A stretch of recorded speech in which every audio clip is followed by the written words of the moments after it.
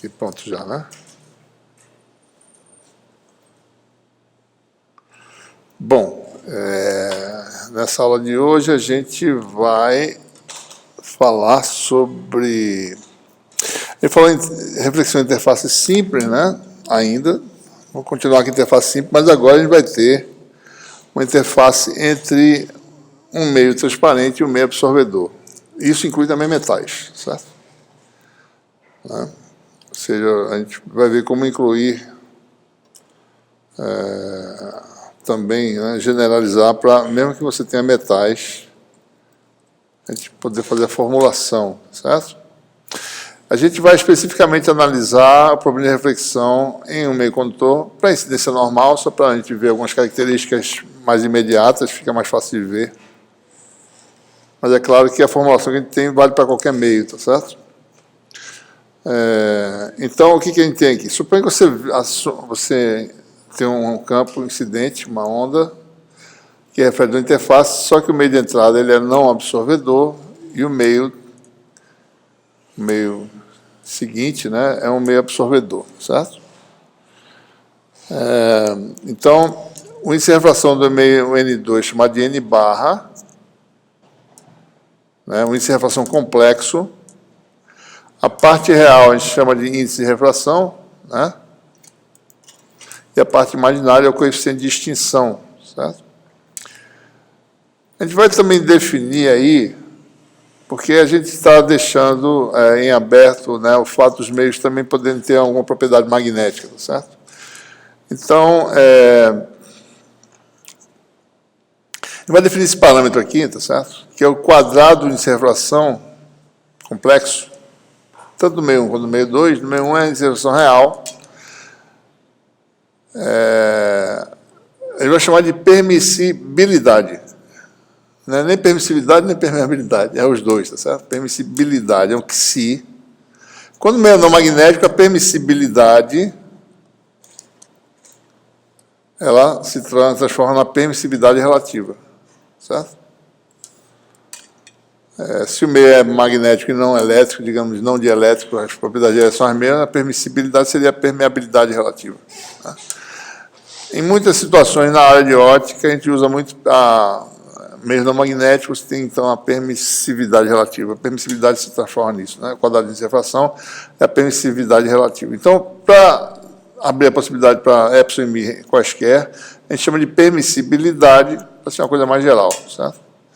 Ela vai ter a parte real imaginária, né? Por quê? Por isso a refração é complexa, no meio 2, e ela é dada pelo produto mi epsilon sobre o valor do vácuo, né? Certo? Se o meio for não magnético, como eu disse, a permissibilidade se transforma no epsilon relativo, né? Tá certo? E aí a gente vai começar a lidar com coisas um pouco diferentes, né? No meio 1, o vetor de onda, você não tem nada novo no vetor de onda. Você tem uma componente x do vetor de onda. Vamos olhar aqui o sistema de coordenadas, né? Essa aqui é a direção x. Aqui é a direção z, né? E y está aí entrando no quadro, certo? Y, né? Então, o vetor de onda do campo incidente refletido, o campo incidente tem uma componente x do vetor de onda, kx, né? E uma componente K1, né? Que se chama de K1, né? Tá certo? O componente Z se chama de K subíndice, né? E o vetor de onda resultante é N1 vezes K0, certo? Então você tem, então, no meio 1, nada de novo, né? N1 K0 ao quadrado é igual a Kx ao quadrado mais K ao quadrado. No meio 2, por outro lado, o Kx por conservação, né? Para satisfazer as condições de contorno. O Kx tem que ser o mesmo dos dois meios, então o Kx no meio 2 é o mesmo. Mas só que agora, a relação que se obtém, né, é Kx ao quadrado mais K2 complexo ao quadrado igual a esse número complexo ao quadrado. Por que K2 é complexo? Bom, porque a soma tem que dar um número complexo, certo? Então, quem fica complexo aqui? Bom, só a componente Z do vetor de onda no meio 2. O Kx não é. Ele tem que ser igual ao Kx de entrada, né? Então, como isso aqui é o Xi, né, é a permissibilidade relativa, N2 é Xi, que vale Xi', né? Menos J, Xi, duas linhas. Então, a gente iguala aqui. Né? Para K2, sendo K2 um número complexo, isso aqui é a equação número 2, né? Como K2 é complexo, você vai escrever ele como uma parte real. Deixa eu botar esse troço aqui dentro. E uma parte imaginária. Tá? Só as implicações disso quer dizer o quê? Né? No meio 2, a dependência em Z é exponencial de menos J K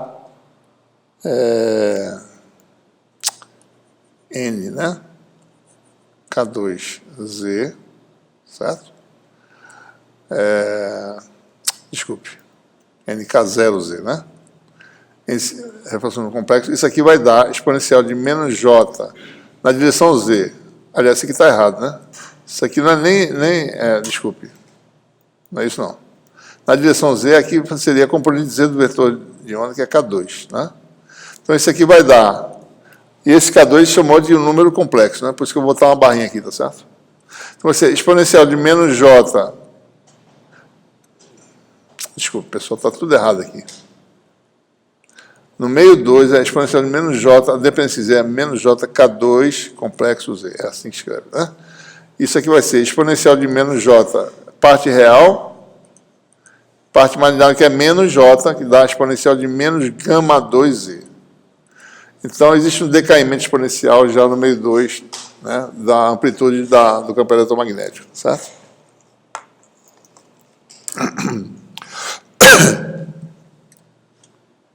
Certo? Porque o K2 ali tem uma parte... O K2 é complexo. Eu acabei de falar isso, né? Para satisfazer essa equação, sendo Kx real, isso aqui tem que ser complexo. Então, a gente escreve K2 como sendo menos J, porque é decaimento no meio 2. Se não seria mais J, seria amplificação, decaimento. Né? Sinal negativo, certo? Bom, então o que nós temos? Dadas as propriedades do meio, que é a permissibilidade parcial imaginária, eu preciso determinar quem são K2 e gama 2. Né? Certo? Eu sei Kx como? Que Kx é quem? Kx vale, se isso aqui é um ângulo de incidência, Kx é o número de onda no meio 1, N1K0, projeção nesse ângulo aqui é seno de θ, né? Eu conheço, eu sei θ, eu boto o ângulo de incidência, sei as propriedades materiais, sei Kx. Se eu sei Kx, se eu sei as propriedades do meio 2, se eu sei a frequência, está aqui dentro, como meio de onda, então eu preciso determinar quem são esses componentes. Então, eu vou resolver essa equação, tá certo? Então, você tem aí K2 ao quadrado, é o quadrado desse número, que dá K2 menos gama 2, parte real, menos J2, gama 2, K2, parte imaginária. Do lado do primeiro membro fica Xi' K0 ao quadrado. Está faltando. Esse Kx ao quadrado vai para lá, né? Menos Kx ao quadrado e a parte imaginária. Ou seja, a parte real está aqui, parte imaginária está aqui. Certo? Então, igualando parte real e imaginária, eu tenho um sistema de duas equações para determinar as incógnitas K2 e gama 2. Certo? K2 menos gama 2 vale isso, que está dando aqui, e 2 gama 2 K2 dá Xi duas linhas K0 ao quadrado. Então, dado o Kx que eu acabei de falar, né, sendo de θ, né? Vou tirar esse θ1 aqui. Acho que eu botei θ1 mesmo. Ângulo de incidência, né? Então, a gente resolve para a gama 2 de K2. Resolve como? Ora, por exemplo, né? Pega a gama 2 aqui e substitui, né? Gama 2 igual a Xi duas linhas K0 ao quadrado sobre 2K2. Joga aqui. Vai ficar K2 ao quadrado, 1 sobre K2 ao quadrado. Dá K2 à quarta K2 ao quadrado, você tem uma equação biquadrática, tanto para gama quanto para K. E com isso você obtém as soluções, certo? Soluções que têm, ou seja, K tem que ser real, né? Gama tem que ser real, porque são parte real imaginária do número complexo. Então dá essa função aqui, ó, complicadinha, tá certo? Mas aí tem muita informação, tá certo? Primeira informação, a diferença básica entre a parte A imaginária da componente Z do vetor de onda no meio 2 é esse sinalzinho positivo aqui, tá certo? Só isso. Né? Observe que o produto disso, né, vai dar essa propriedade aqui, K2 vezes gama 2 vai dar si do K0 ao quadrado sobre 2. Que é um quadrado perfeito aqui, mais e menos, certo? Se fizer as contas vai dar certo, né? Então a diferença é essa, tem esse fator aqui, si' é menos N1 sendo θ1 ao quadrado, mais que si do ao quadrado, mais isso e outra menos, tá certo? Bom, então algumas propriedades que quer saber. Como é que te analisa a questão de reflexão interna total quando meio absorvedor? Antes, sem perda, era fácil, né? Passou daquele ângulo, daí a onda fica evanescendo do lado de lá, certo? Mas aqui não é mais tão óbvio assim, né? Lá, tá certo? O número de onda ele passava a ser puramente imaginário, certo? É isso que acontecia. A componente Z do número de onda era real, de repente passou da reflexão total e virar puramente imaginário, né? Aqui isso não vai acontecer, tá certo? Esses números existem parte real e imaginária o tempo todo, né? Quando não tinha perdas, certo?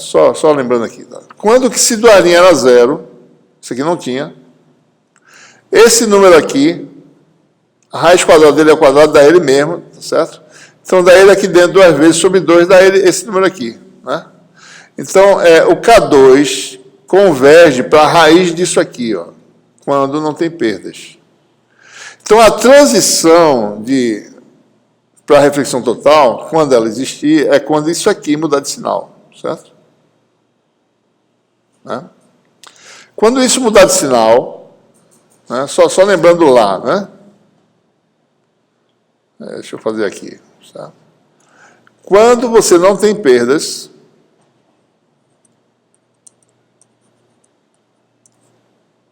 né?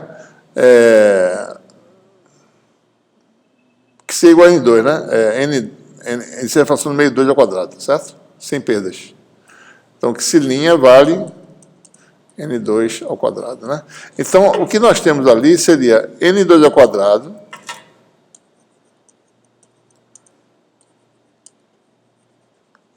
θc ao quadrado igual a zero. Essa é a condição de reflexão interna total. Quando isso aqui vira zero, né? Quando não tem perdas, o K2 vira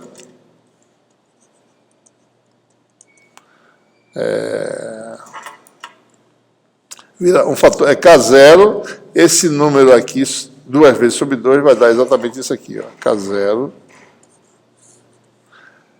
o que si',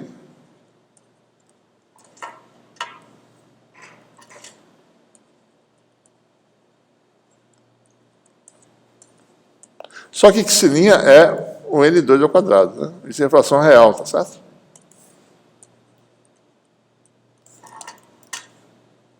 Ou seja, o que acontecia? Quando existe a reflexão total, isso aqui é real. Daí, quando vai virar a reflexão total, isso aqui vira zero, certo? Então, você tem um ângulo de crítico seno de θc igual a N2 sobre N1, certo? É isso que acontecia, né? Quando N2 é menor que N1, tem uma solução, certo? Então, tem reflexão interna total para N2 menor que N1. Então, quando não tinha perdas, era essa a condição. Ou seja, quando isso aqui mudasse de sinal, daí vira negativo, raiz quadrada do negativo dá o número imaginário. Só que agora é um pouquinho diferente, né? Agora, o número de onda meio 2 é mais complicado, porque tem as perdas aqui, ó. Então, a reflexão interna quase total, quando existir, é quando isso aqui mudar de sinal. O que acontece quando isso muda de sinal? Isso aqui muda para menos, né? Quando isso aqui muda de sinal, fica menos um número positivo. Isso aqui é um número negativo, fica mais. Então, K2 vira um número que tem a forma de gama 2, e gama 2 vira um número parecido com K2. Né? Então, o ângulo de reflexão quase total, certo? Ainda é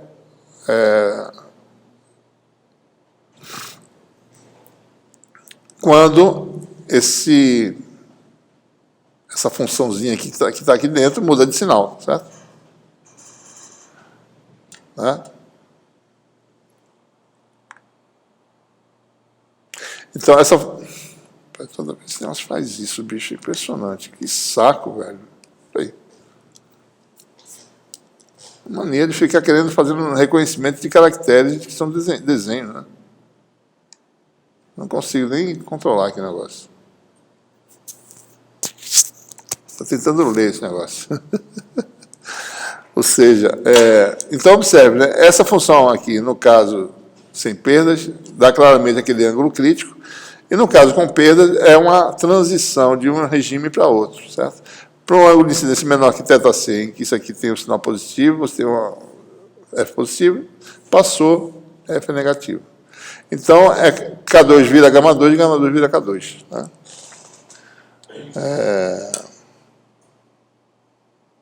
Bom, então, quem é esta transição, né?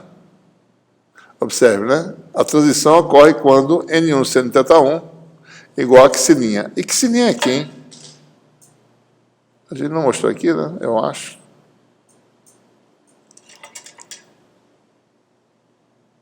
Eu não coloquei aqui não foi? Deixa eu fazer aqui separado.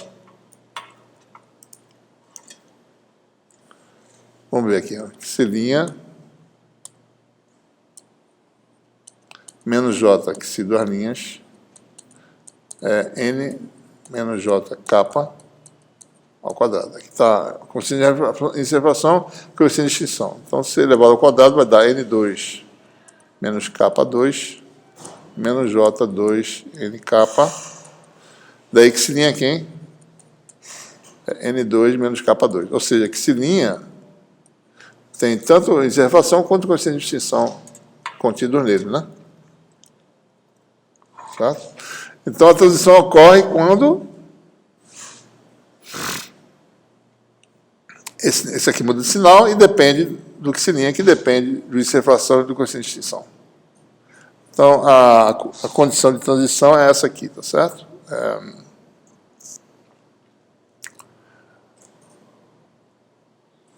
Deixa eu passar para cá. Quando fθc é igual a zero, então θc é arco tangente da raiz de xilinha, que é a raiz de N2 menos K2, sobre N1. Né? Tá claro, pessoal, isso aí? Tá, né? Então, esse é o ângulo. Agora mudou um pouquinho, né? Por causa da coeficiente de extinção, tá certo? Quando não tem, é N2 sobre N1. N do meio 2, que é o N sobre N1. E é bom observar, né? Só vai ter alguma observação de transição de regime de baixa para alta reflexão quando N maior que kappa. Meios não metálicos. Meios metálicos têm N menor do que kappa. Tá? A gente já falou sobre Y. O epsilon de um meio metálico é negativo, a parte real. Ou seja, N2 menos K2 é negativo. Então, N é menor que kappa. Então, aqui não vai ter essa questão. O que acontece no ângulo crítico? Vamos olhar as fórmulas aqui, certo? Isso aqui sai, né? Isso aqui sai. Isso aqui sai. Isso aqui sai. Certo? Então, ambos são iguais, né? K2 igual a γ2, que vale quanto?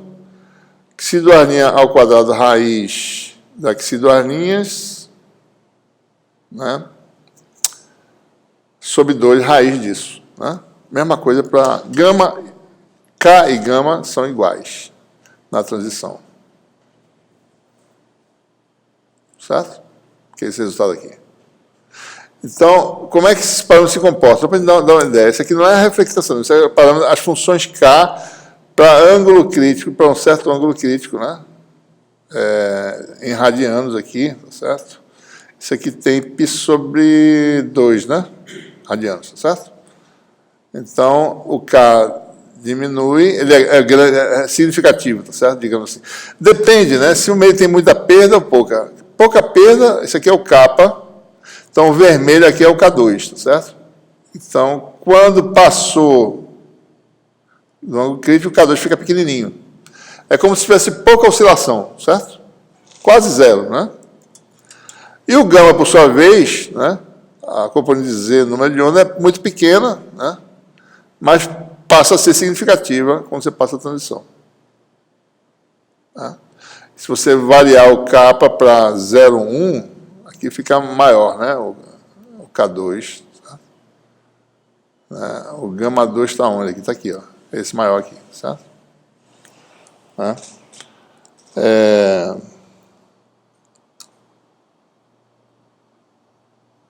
Ora, se o oxígeno da linha fosse zero, ou seja, sem perdas, só para a gente fazer a correspondência, né? Abaixo da condição de ângulo crítico, o K2 vale esse valor aqui, e passou da zero, né?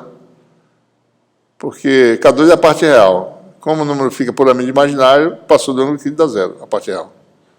E o gama, antes do ângulo crítico é zero, passou do ângulo crítico, o K2, a composição do vetor de onda fica puramente imaginária, então só tem o gama 2, né? Então aqui você tem a reflexão interna quase total, tá certo? É isso aqui, mais ou menos, certo? Se você calcular um caso em que acho que aqui N1 vale, o meio de entrada, N1 vale 1,5, né? Meio 2, um meio absorvedor que tem separação próximo do ar, mas tem pequena absorção, kappa. O que acontece para vários valores de kappa, né? Ângulo de Brewster, para polarização P, né? Certo? No caso de meios não magnéticos, né, nesse exemplo aí. Então, observe que reflexão total bem definida, sem perdas, né? À medida que você dá um pouquinho de perda, você perde, não tem essa transição abrupta mais, tá? Tem uma coisa que é quase total, né? Reflexão alta, reflexão baixa. Certo? Aí você vai perdendo, tá certo? O meio absorvedor, você começa a não ter mais reflexão total, né? Acima do ângulo crítico.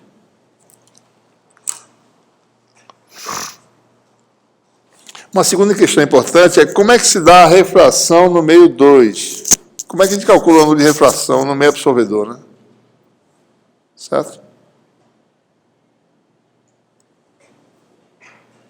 Bom, no meio 2, o vetor de onda, porque a refração tem a ver com plano de fase constante. Né? Plano de fase.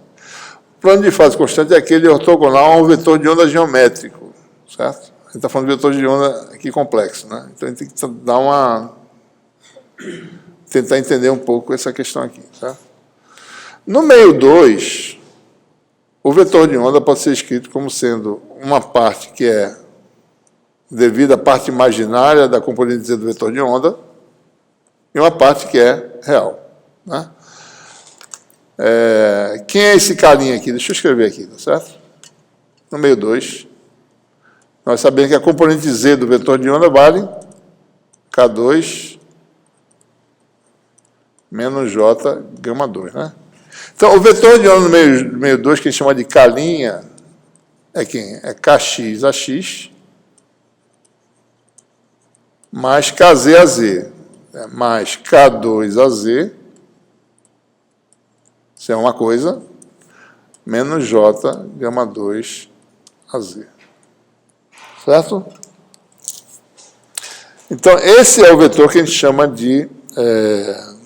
Bom, então, na nossa notação, né, a gente botou aqui, para lembrar que esse vetor de onda é complexo, a gente botou um segundo símbolo, um barra aqui, né, para dizer que ele é complexo, certo? E um vetor, né?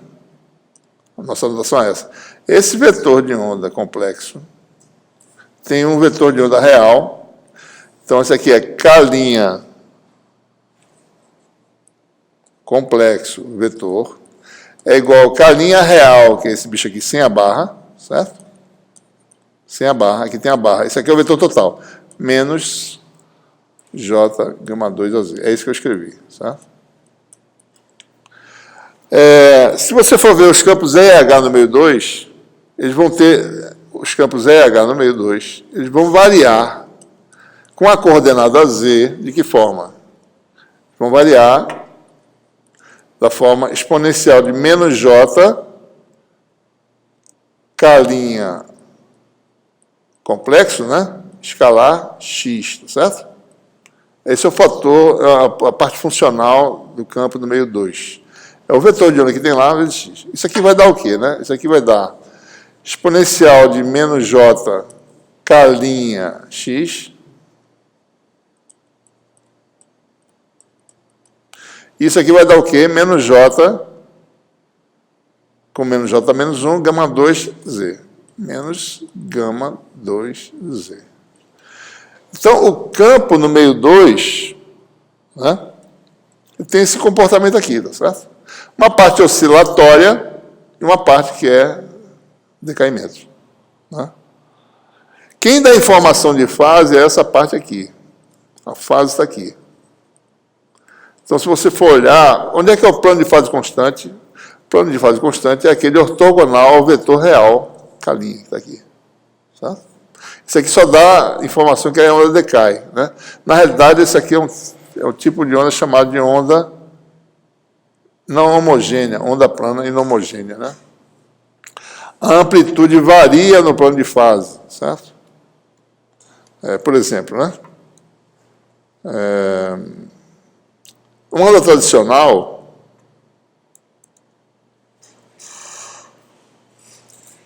onda normal, padrão.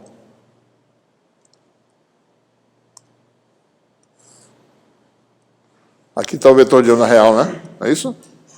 Então, esse plano aqui é o plano de fase constante. Nesse plano, o campo não varia, certo?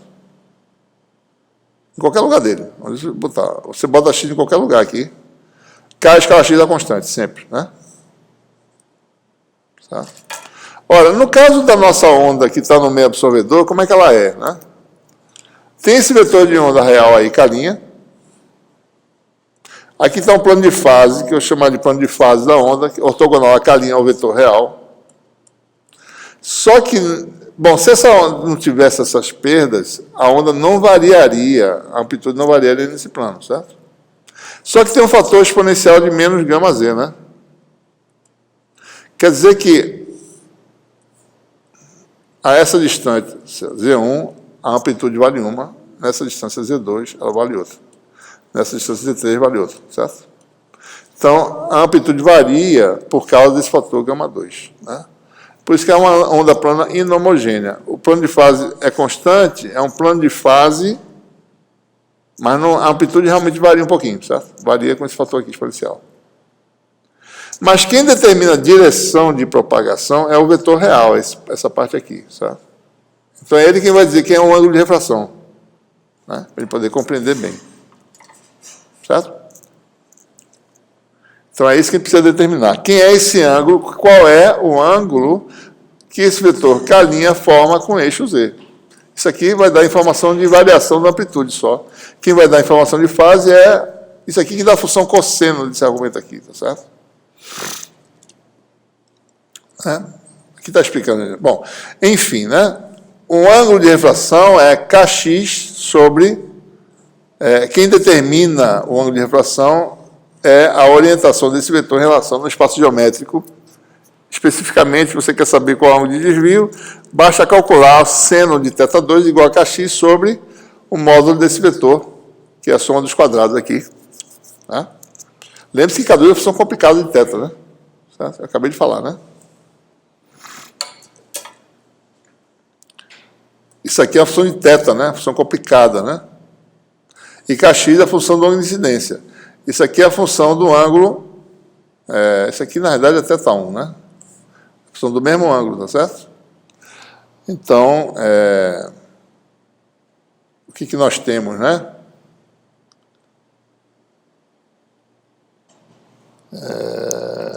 Só um minutinho, deixa eu ver uma coisa aqui. O que se obtém, né?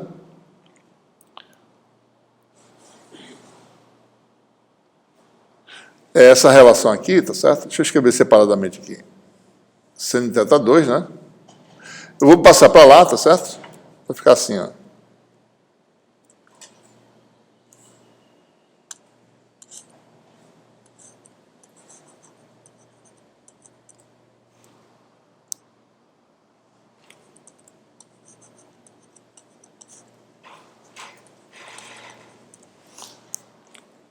seno do ângulo de refração é igual a Kx, né? Que por sua vez é N1 K0 seno de θ 1, né? Que é o ângulo de incidência. Eu só estou vendo aqui como é que eu estou chamando. Então, essa aqui é a lei de Snell, tá certo? Quando não tinha absorção, isso aqui me dava N2 ao quadrado K0 ao quadrado. Quando não tinha absorção, né? K2 era... Né? Essa soma dos quadrados dá N2 ao quadrado, K2 ao quadrado. Você tira N2 seno θ2 é igual a N1 seno θ1. Agora, isso aqui, esse K2 é uma função de θ. Então, o que nós temos aqui? Essa relação é uma lei de Snell em que tem um índice efetivo do lado de cá. Isso aqui é proporcional a K0, tá? K0 vai cancelar. Vai dar N1 seno θ1 de um lado, vai dar N efetivo de θ1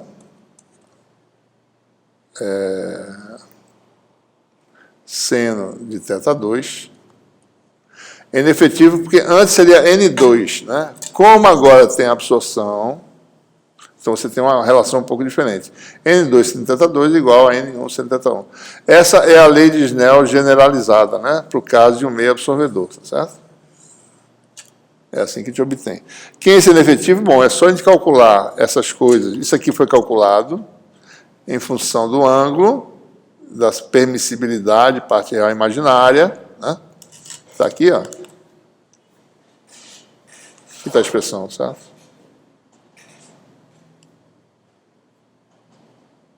Aqui está a expressão, né? Essa é proporcional a K0, certo? O Kx que aparece na expressão lá também é proporcional a K0, né? Kx ao quadrado é K0 ao quadrado vezes alguma coisa, vezes seno de θ, né? Vezes N1. K2, K0 ao quadrado. Então, K0 ao quadrado cancela, K0 tira a raiz, cancela, fica só um índice efetivo, né? Então, você tem a lei de Snell generalizada agora para um meio com perdas, fazendo a interpretação adequada do plano de fase, né? Só pela fase, ele seria um plano de fase constante, mas a amplitude cai porque tem um fator exponencial. Certo? Esse é o N efetivo.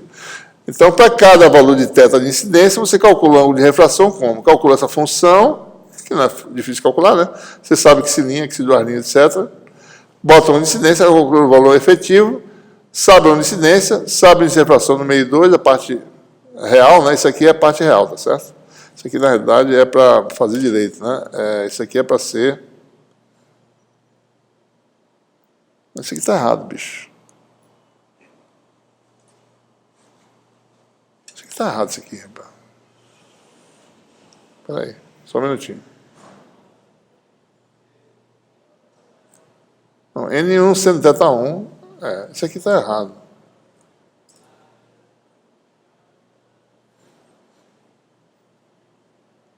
Não, isso aqui está errado.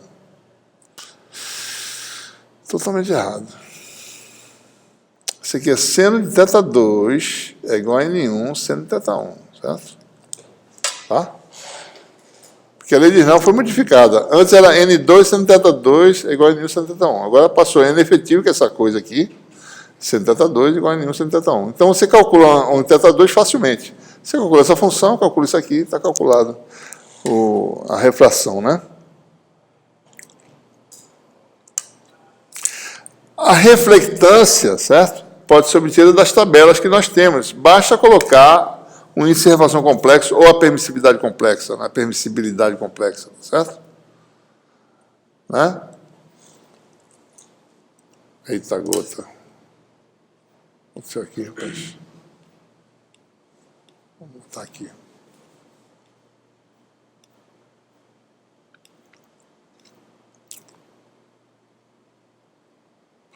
Por exemplo, para a onda P, né? Vamos considerar meios não magnéticos para simplificar, né? Quando o meio é não magnético, o ângulo de Brewster existe só para meios não magnéticos, né? Aliás, desculpa, só para polarização P, certo?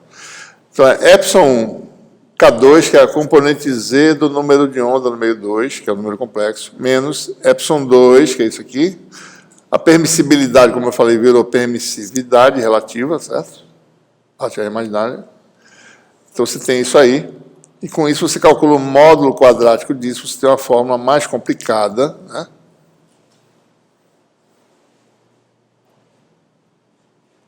Por exemplo, quando gama é igual a zero, ou seja, quando você não tem essa parte imaginária, né? Não tem absorção,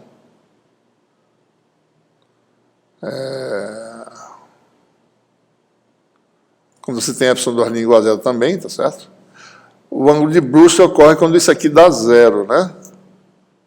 Certo? Quando não tinha perdas, isso aqui não tem, tá certo? Não tem esse termo aqui. Então, o ângulo de Brewster ocorre quando isso aqui dá zero, né? Ou seja, o ângulo de Brewster quer dizer reflectância nula. Agora, quando isso aqui dá zero, que é mais ou menos o ângulo de Brewster, a reflectância não é zero, é um valor mínimo aqui, que é esse valor que sobra aqui, tá certo? Tá? Então, você não vai ter um ângulo zero, uma reflectância zero, mas você vai ter um valor mínimo aí. A gente pode fazer algumas aproximações aí, tá certo? E calcula aí o ângulo, o valor mínimo, né? Dá mais ou menos isso aí. Então, para meio com perdas, o ângulo de Brewster é quando a reflectância é mínima, né? Certo? Vamos ver alguns gráficos aí, só para ver como é que é. Um meio em que tenha ângulo de Brewster, né? Só para a polarização P, você observa que perda pequena, né? A perda vai aumentando, você vai subindo aqui. Esse valor, na realidade, ele também desloca um pouquinho, tá? O ângulo de Brewster sai um pouco do lugar, né? Não é aquele ângulo provavelmente sem perdas. Tá? Polarização S não tem ângulo de Brewster, né? Para esse exemplo de meios não magnéticos, tá? Aqui tem mais uns detalhezinhos, observe aqui, tem um deslocamentozinho do ângulo de Brewster, né? Aqui pode ver melhor, tá certo? Ele desloca um pouquinho, né? Angularmente, certo?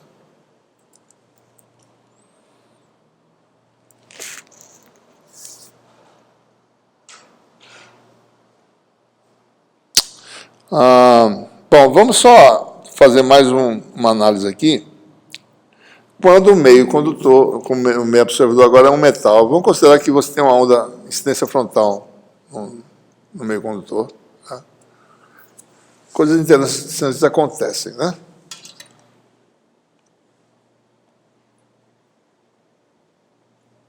Vamos agora considerar que os meios são não magnéticos, né?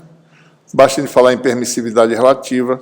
Né? Suponha que você tem uma onda que venha do ar, encontra o meio condutor. Como é que a gente calcula a reflexão, né? Se o meio condutor tem condutividade sigma, né? Bom, se for baixas frequências, a gente sabe que você pode representar a parte imaginária por essa função, a sigma sobre ômega epsilon, a gente já mostrou isso antes. Né?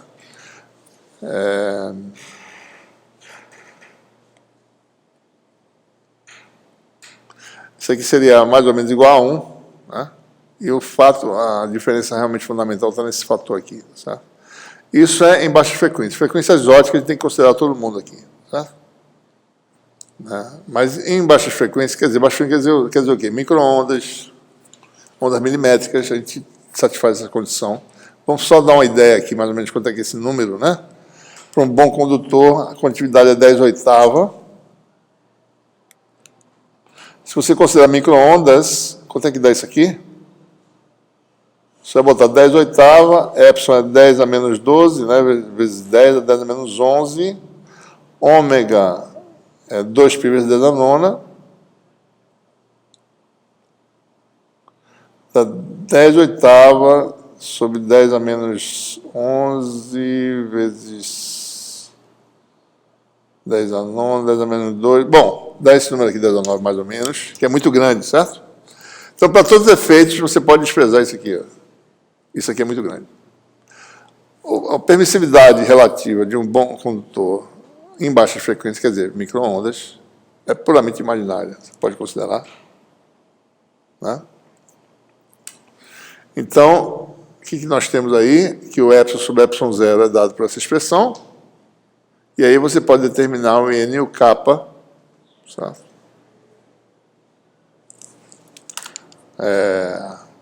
quando a gente destrincha aqui, né? Para um bom condutor a baixas frequências, N e K são iguais, né? Isso aqui tem que dar zero, porque não tem parte real. Praticamente eles são iguais. Né? Você pode calcular... De onde veio isso aqui? Bom, se eles são iguais, isso aqui vai dar 2N2 igual a sigma sobre ômega epsilon zero, N2 igual a sigma sobre 2 ômega epsilon zero, N igual a raiz. Né? Eles são iguais, então esse é o valor do índice de refração de um bom condutor, né? N e o K, tá certo? Se você tem incidência normal num condutor, então a coeficiente de reflexão é a diferença de índice sobre soma, certo? Fica simples a expressão, né? Para incidência normal, a coeficiente de reflexão é diferença sobre soma. Então, essa é a fração de entrada da 1 e do nosso meio, tá certo? Vale N barra. N barra é dado por essa expressão, né? As partes reais e imaginárias, real e imaginária são iguais. E isso aqui é muito grande. Então, isso aqui vai dar quanto? N sobre N menos, né? Coeficiente de reflexão vale menos 1. Coeficiente de transmissão é 1 mais gama. Vou calcular, tá certo? Dá esse número aí. N é muito grande, né? Em relação a 1, fica N menos JK. N e K são iguais. E aqui fica, então, N menos JK, que é o índice de refração complexo, né, que está aqui, certo? Como a gente conhece isso aqui, né? Lembrando que o N barra vale, isso aqui vale N raiz de 2 exponencial de menos J pi sobre 2, né? Não é isso? Não, pi sobre 2 não. Pi sobre 4, né? Cosseno pi sobre 4 dá 1 sobre R de 2, com R de 2 cancela. Seno também dá 1 menos J, certo? Então, essa refração pode ser escrita assim. Então, 2 sobre N vai dar 2 sobre N raiz de 2, isso aqui, ou seja, dá esse valor aqui, que é muito pequeno, né? Porque N é muito grande, então o coeficiente de transmissão é desprezível, tá certo? Daí você pode calcular os campos, né? Usando um índice de refração complexo, né? Campo incidente é dado por essa expressão. Campo refletido, coeficiente de reflexão é menos 1, né? Dá menos aqui, ó. Menos a 0.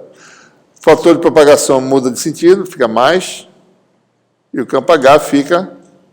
Só você calcular aqui o sentido do fluxo, né? AX com AY dá AZ, com menos dá menos AZ, fluxo, a onda refletida. E o campo total no meio 1 é essa onda, soma desses dois, certo? Mais a linha, duas linhas, né? Que dá... se você for ver aqui, né? Dá 1 vezes exponencial de J ômega T, parte real, né? Dá uma onda estacionária, né? Certo? Onda estacionária.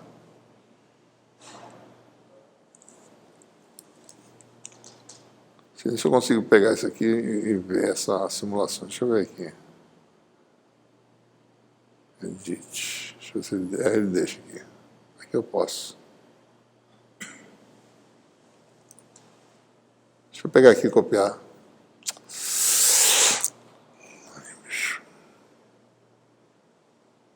Ah, rapaz.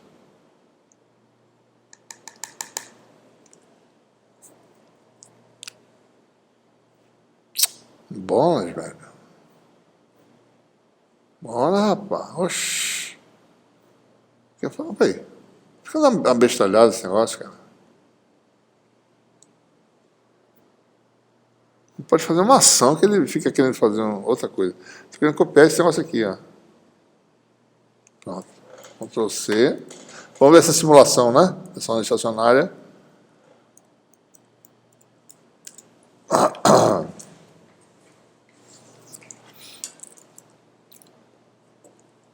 É isso aí. Onda estacionária é assim, né? Ela está amarrada, tá certo? Ou seja, aqui na parede, digamos que a parede está aqui, ou aqui mesmo, tá certo? O campo tangencial é nulo, né? Pô, bicho. O campo tangencial é nulo. O que aconteceu agora?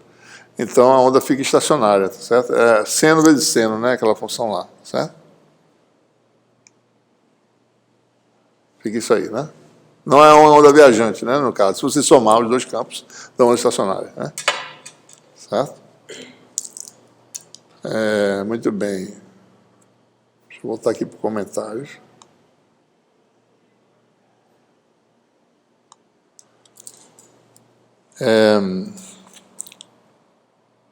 O campo H,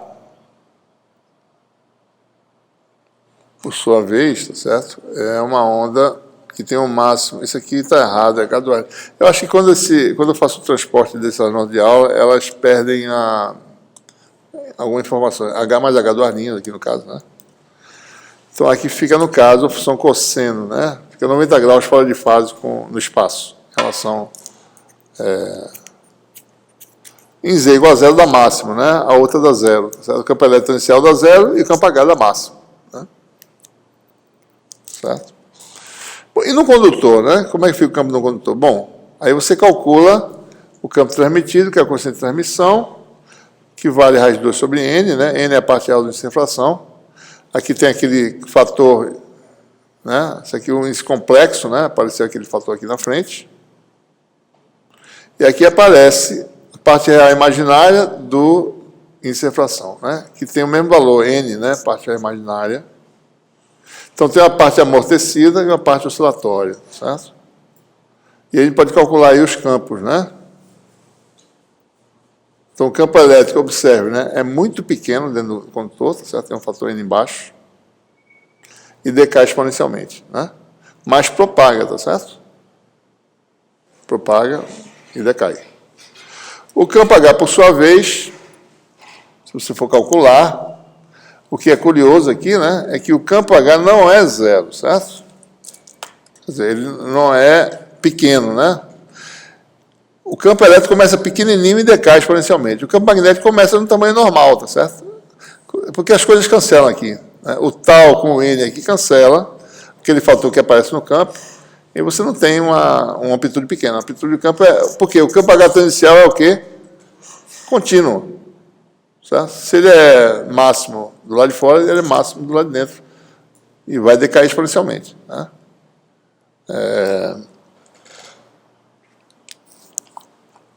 E aí você tem o campo H, né? Tanto a expressão para o campo E quanto para o campo H. Eu quero mostrar essa simulação desses campos porque é interessante, certo? É curioso, né? Tem uma curiosidade interessante para mostrar para vocês, certo? Deixa eu botar de volta aqui o edit para copiar esse link. Deixa eu ver se eu consigo. Entrou no noticiário aqui. Não, mas não é isso não, bicho. Não é isso não. Deixa eu ver onde é que está. Isso aqui é outra coisa. O link é errado, né? Isso aí é mostrando os campos EH, mas não é isso que eu queria mostrar, não. Deixa eu ver se eu acho aqui. Espera aí. Eu vou mostrar para vocês uma coisa interessante.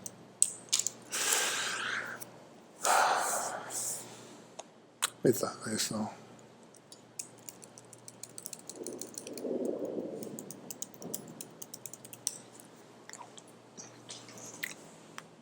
Como o campo penetra dentro do condutor, né? Deixa eu ver aqui.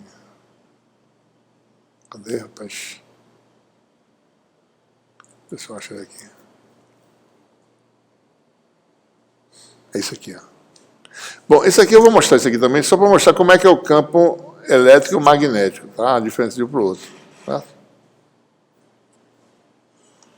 Rapaz, estou clicando várias coisas ao mesmo tempo aqui. Pronto, esse aqui é uma ilustração interessante, certo? Deixa eu parar aqui. Eu estou aumentando aqui a condutividade, certo? Do condutor, né? Isso aqui é o campo magnético dentro do condutor, à medida que você aumenta a condutividade, certo? Não, esse é o campo elétrico, desculpe. Esse é o campo elétrico. Então, o campo elétrico, à medida que você aumenta a condutividade, então, você tem, logo o campo cai, né? Dentro, né? Ele começa com amplitude pequena, tá certo? A penetração diminui e a amplitude do campo elétrico também diminui, né? Penetra cada vez menos. Agora, olha o campo magnético, certo? A diferença fundamental. Ele começa com amplitude alta, e você vai aumentando a condutividade, essa amplitude não muda, né? Ele só, a penetração que cai. É diferente, né? Então, o que acontece é que o campo fica praticamente, o H fica concentrado na superfície. Né? Certo? Por isso que a gente fala em corrente de superfície, né? Porque o campo está tão na superfície que é como se fosse uma corrente superficial. Né? Bom, essa é uma simulação, e tem essa outra aqui que mostra uma coisa interessante, como é que realmente o campo se comporta, né? Certo? Isso aí é a reflexão, a onda estacionária e a onda que entrou no condutor, certo?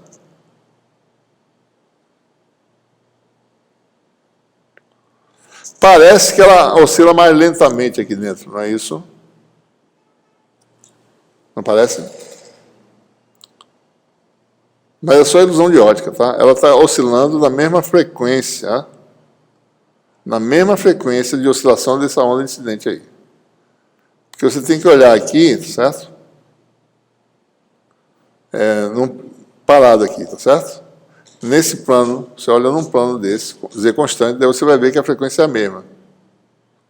Não dá para perceber direito. Você tem que ver como é que a amplitude varia num plano constante. Você vai ver que vai estar na mesma frequência. Mas não parece, né? Porque uma onda que cai exponencialmente, que oscila, dá a sensação que ela é lenta, né? Por causa dessa queda que ela tem aí, tá certo? Né? Ok?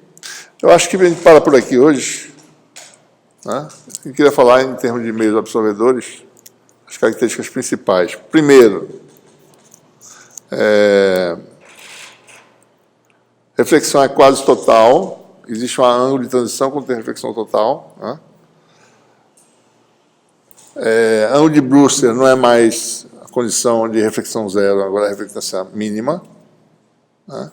Ângulo de Brewster também varia um pouquinho, né? Com a parte imaginária do índice de refração complexo. Certo? E refração, ela pode ser ângulo, né, de refração, tem que ser levado em conta o vetor de onda real que está no meio 2. Porque o plano ortogonal desse vetor de onda real é o plano de fase.